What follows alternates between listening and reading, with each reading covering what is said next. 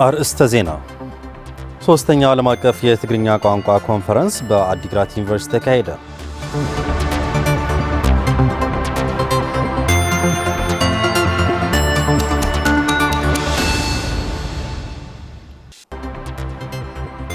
በኢራንና በአሜሪካ መካከል ቱርክ ውስጥ ሊደረግ የነበረው ድርድር ወደ ኦማን መዘዋወሩ ተነገረ።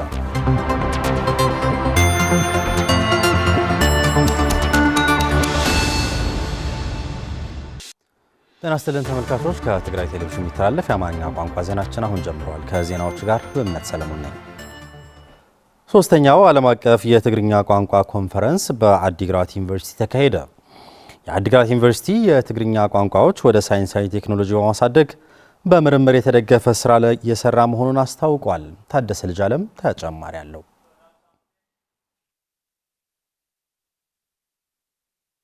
ሶስተኛ ዓለም አቀፍ የትግርኛ ቋንቋ ኮንፈረንስ ከሀገር ውስጥና ከተለያዩ የዓለም ሀገራት የመጡ ምሁራን በተገኙበት በአዲግራት ዩኒቨርሲቲ ተካሂዷል። በዚህ ዓለም አቀፍ ኮንፈረንስ የተለያዩ ጥናታዊ ጽሑፎች የቀረቡ ሲሆን በተለይም የኢሮፕ ብሔረሰብ ቋንቋ ለውይይት ቀርቦ ጥናቱም ማህበራዊ ለውጥ ለማምጣት መሰረት መጣል እንዳለበትም ተገልጿል። የአዲግራት ዩኒቨርሲቲ ፕሬዝዳንት ዶክተር ገብረ ሚካኤል ወልደ ገብርኤል በበኩላቸው የአዲግራት ዩኒቨርሲቲ በምርምርና በጥናት ማመቻቸት የትግርኛ ቋንቋን በመደገፍ ረገድ ትልቅ ሚና እየተጫወተ ሲሆን የትግርኛ ቋንቋን ወጎችና ባህልን በመጠበቅ ረገድም ዩኒቨርሲቲው ከፍተኛ ሚና ይጫወታልም ብለዋል። ዩኒቨርሲቲው የትግርኛ ቋንቋዎችን ወደ ሳይንሳዊ ቴክኖሎጂ ለማሳደግ በምርምር የተደገፈ ስራ እየሰራ መሆኑን ተናግረዋል። ቋንቋን ክመዕብል ናይ ሳይንስን ናይ ቴክኖሎጂ ቋንቋን ክኸውን የትግርኛ ቋንቋዎች ወደ ሳይንስና ቴክኖሎጂዎች መቀየር አለባቸው። ቋንቋዎች ግብአቶች ናቸው። ግብአትም እያገኘንባቸው ነው። እንዴት ወደ ሳይንስ መቀየር አለብን ብለን ነው እየሰራን ያለ ነው። የትግርኛ ቋንቋዎች ሁላችንም አንድ አይነት አረዳድ እንዲኖረን በሳይንስ የተደገፈ ማዕከል ያደረገ ስራ መስራት ይኖርብናል። ስለዚህ እንዲህ አይነት ዓለም አቀፍ ኮንፈረንስም በጣም ጠቃሚና አስፈላጊ ነው። ዩኒቨርሲቲውም የትግርኛ ቋንቋዎች ላይ ትኩረት ሰጥተን እየሰራንበት እንገኛለን። በኮንፈረንሱ የተለያዩ ጥናታዊ ጽሑፍ ያቀረቡት አባ ሐጎስ ወልዱ በበኩላቸው በተለይም የኢሮፕ ብሔረሰብ ቋንቋን ጨምሮ ሌሎችም የትግርኛ ቋንቋዎች ሊያድጉ ከሆነ ቅርጻቸውና ስርዓታቸው በሚገባ ተጠንተውና ጥቅም ላይ እንዲውሉ ሁላችን በጋራ ልንሰራ ይገባል ብለዋል። ጥናቱም ማህበራዊ ለውጥ ለማምጣት መሰረት መጣል እንዳለበትም አባ ሐጎስ ወልዱ አክለዋል። ሕብረተሰቡን በዓሉ መስነቅ ሐዚ ጅመር ዘሎ እንዲሁ ዋና አድላይን ቁልፌን ዝኾነ ነገር እዩ። እንደዚህ አይነት ዓለም አቀፍ የትግርኛ ቋንቋዎች ኮንፈረንስ ለትግራይ በጣም ጠቃሚና ለማህበረሰቡ ትልቅ እድል ይዞ የመጣ ነው። ቋንቋ እንዳይጠፋ ብቻ ሳይሆን ለማህበረሰቡ እድገትም የራሴ ብሎ እንዲይዘው በሳይንሳዊ መንገድ ማረጋገጥ አለበት። እንደዚህ አይነት ኮንፈረንስና ጥናታዊ ጽሑፎች አስፈላጊና ቁልፍ ሚና አላቸው። የኢሮፕ ቋንቋ ለማስፋፋት በትኩረት መስራት ያስፈልጋል።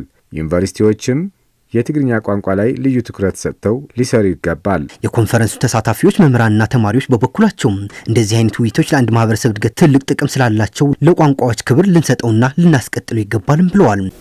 ናይሎም ማዓንተ ዝነበረ ሳልሳይ ዓለም ለኸ ዋዕላ ትግርኛ ትምህርቲ ፎክለር ዝብል ዛሬ የነበረው ሶስተኛ ዓለም አቀፍ የትግርኛ ቋንቋ ኮንፈረንስ ለቋንቋችን እድገት ጠቃሚ ነው።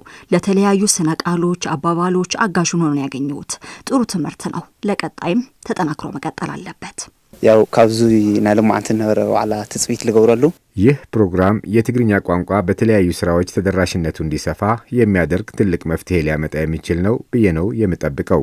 በኮንፈረንሱም ከከፍተኛ ትምህርት ተቋማት የተውጣጡ ተመራማሪዎች፣ የትግርኛ ቋንቋ አካዳሚ ዳይሬክተር ዶክተር ዳንኤል ተኹና ሌሎች እንግዶች ተሳትፎበታል። በሌላ ዜና አዲግራት ዩኒቨርሲቲ ለአራት የመንግስትና የግል ትምህርት ቤቶች የአይሲቲና የብሮድባንድ ኢንተርኔት ዝርጋታ በማከናወን ማስረከቡን ገለጸ። ተማሪዎች ከቴክኖሎጂ ጋር ያላቸውን እውቀትና ቅርበት ለማሳደግ ያለመ መሆኑንም ዩኒቨርሲቲው አስታውቋል። ሙሉ ብርሃን ዳርጌ ተጨማሪ ይዛለች። አዲግራት ዩኒቨርሲቲ በአዲግራት ከተማ ለሚገኙ 5 ሁለተኛ ደረጃ ትምህርት ቤቶች የአይሲቲ ሙሉ ዝርጋታና ብሮድባንድ ኢንተርኔት በማካሄድ ለትምህርት ቤቶቹ ማስረከቡን አስታወቀ።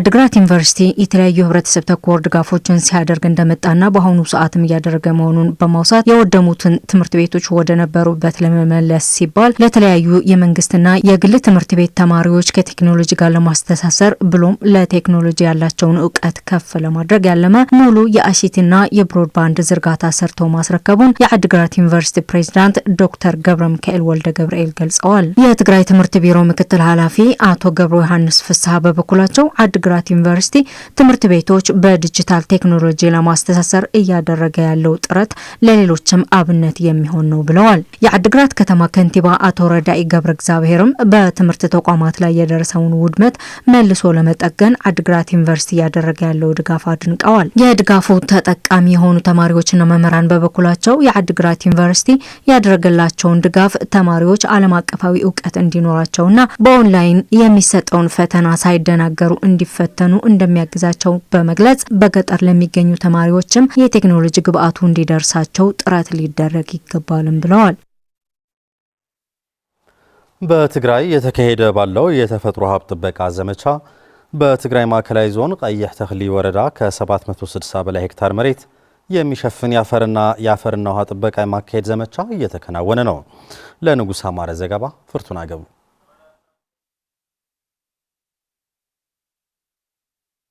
በዘመቻ ደረጃ በየዓመቱ በትግራይ የሚካሄደው የአፈርና ውሃ ጥበቃ ስራን ያካተተ የተፈጥሮ ሀብት እንክብካቤ ስራ የካቲት 2 በይፋ እንደሚጀመር ይታወቃል። ይሁንና አንዳንድ ወረዳዎች ይህን ተፈጥሮ የማዳን ስራ ቀድመው የጀመሩ ሲሆን በትግራይ ማዕከላዊ ዞን ቀይሕ ተክሊ ወረዳ ዘመቻውን ቀድመው ከጀመሩ ወረዳዎች መካከል ትጠቀሳለች። በሰማዕታት ስም የተጀመረው የነጻ ጉልበት ዘመቻ በጥሩ ሁኔታ እየተካሄደ መሆኑን የገለጹት የወረዳዋ አርሶ አደሮች የአፈርና ውሃ ጥበቃ ዘመቻ እስኪጠናቀቅ በአንድነት ትኩረት አድርገው እንደሚሰሩ ተናግረዋል።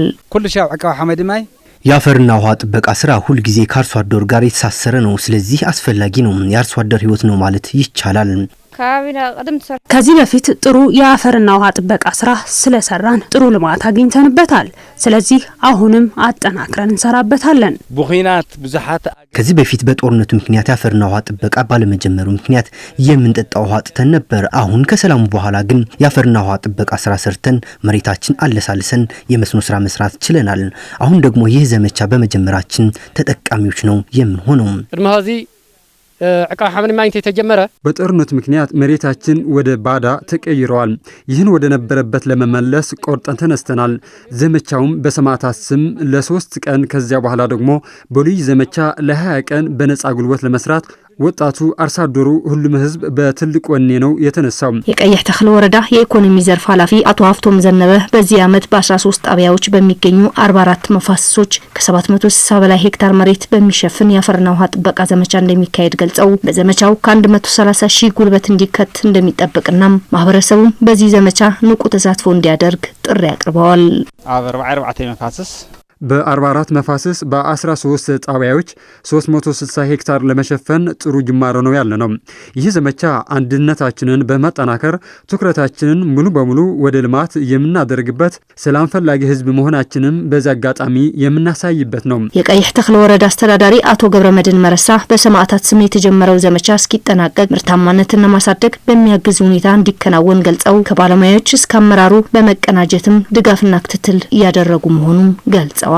አምዙ ዝክረ ሰማዕታት ንዝክር ተለና ሰማዕታትን ስናስታውስ ሙሉ አቅማችን ወደ ልማት በማዋል ልማታችን በማረጋገጥ እነሱን የምንክስበት ነው። ስለዚህ በትኩረት ተደጋግፈን እንስራ። የሃይማኖት አባቶችና ሽማግሌዎች ከልማቱ ጎን ሆናችሁ ላደረጋችሁት ርብርብ እናመሰግናለን።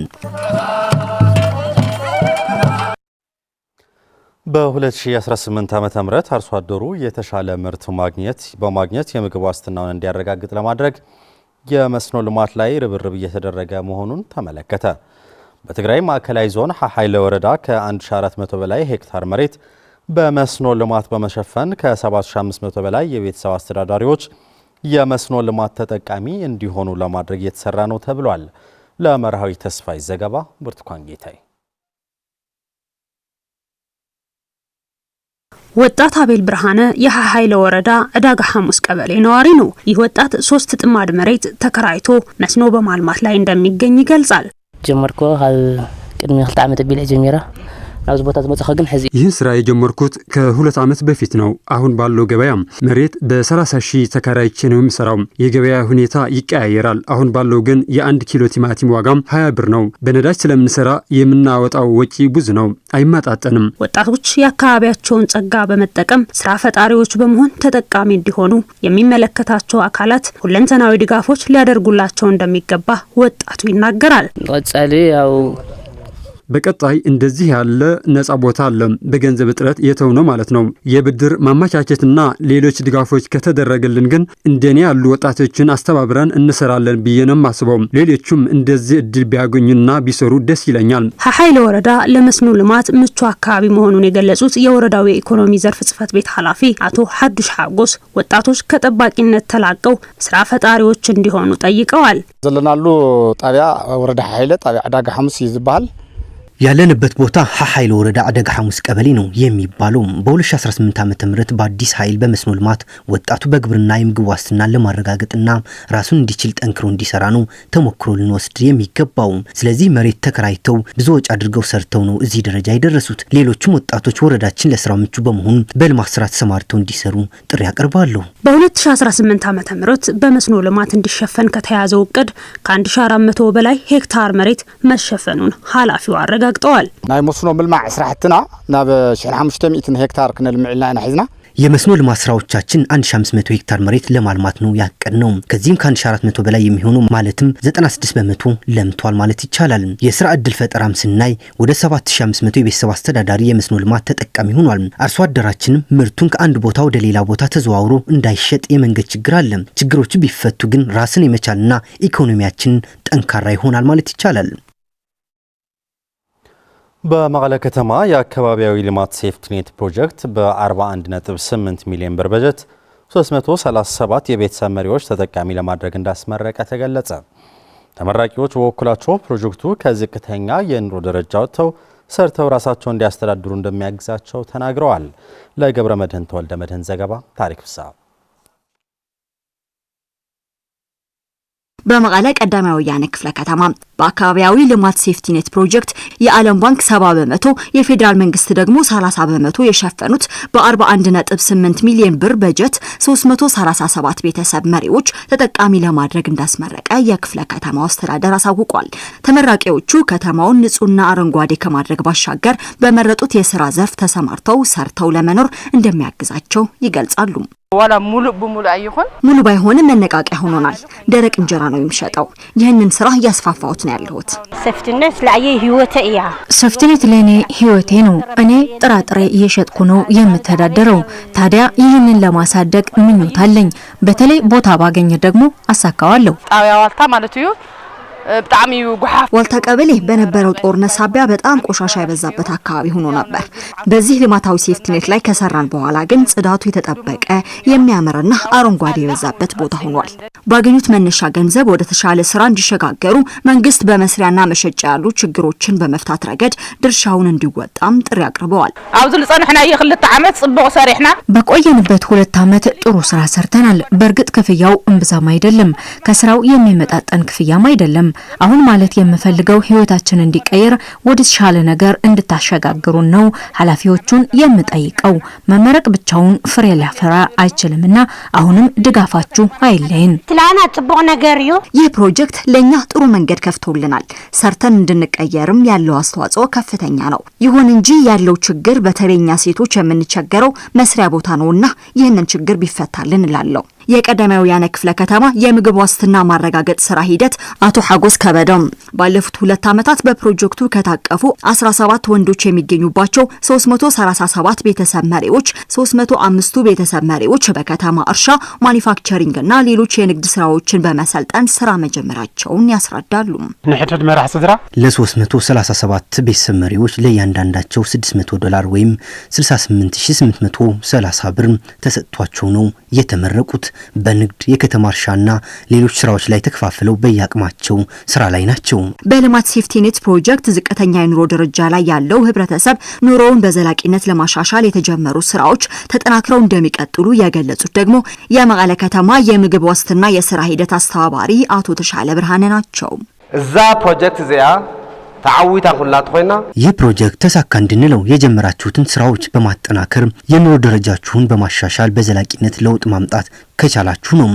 የምናደርገው ድጋፍ አሁንም ቢሆን አይቋረጥም፣ ከጎናችሁ ነን። ፕሮጀክቱም ከኢኮኖሚ ዘርፍና ሌሎች ባለድርሻ አካላት ጋር በመሆን በምን ደረጃ ላይ እንደምትገኙ የሚከታተል ፕሮጀክት ነው። ስለሆነም ክትትል ያደርጉላችኋል። የቀዳማዊ ወያኔ ክፍለ ከተማ ማዘጋጃ ቤት ስራ አስኪያጅ አቶ ፍስሐ ሐዱሽ ተመራቂዎቹ የመቀለ ከተማ ጽዳት በመጠበቅና የአረንጓዴ ልማት በማረጋገጥ ፕሮጀክት ላይ ከፍተኛ ሚና እንደነበራቸው ገልጸው ለቀጣይም በኑሯቸው ላይ የተሻለ ለውጥ እንዲያመጡ አስፈላጊ ክትትልና ድጋፍ እንደሚደረግላቸው ተናግረዋል። ተመልካቾች ዜናዎቻችን አብቅተዋል። ስለተከታተላችሁ እናመሰግናለን። ሰላም